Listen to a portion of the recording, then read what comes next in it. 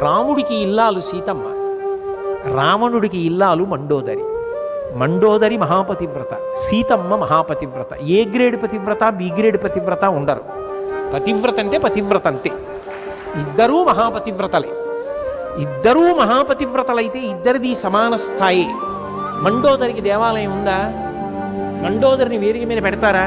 పెట్టాలంటే పక్కన రావణుడిని పెట్టాలి, అందుకని పెట్టరు. మరి సీతమ్మని ఎందుకు పెట్టారు? భర్త రాముడు కనుక, రాముడు ధర్మాత్ముడు కనుక. సీతమ్మ జీవితం ఎందుకు తరించింది అంటే రాముడు భర్త అయ్యాడు కనుక. మండోదరి ఎంత పతివ్రత అయినా ఎందుకు ఈ సంతోషాన్ని పొందలేకపోయింది? ఈయన లాంటి వాడు రావణుడు కాడు కనుక. అంటే ఇప్పుడు ఒక స్త్రీ ఎంత ఉత్తమురాలైనా ఆమె కీర్తికి కారణం ఎవరవుతున్నారు? పురుషుడు అవుతున్నాడా?